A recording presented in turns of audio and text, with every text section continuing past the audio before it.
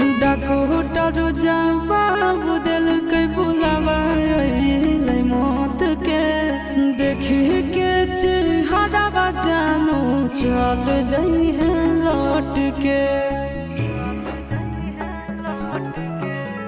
Doctor जवाब दिल के बुलावा मौत के देखी के चेहरा जानू चल जाई है लौट के। आगे अमन आलम दिला है आशीष नंदन से अभी विश्वासघात कर लगे। आगे सुनाई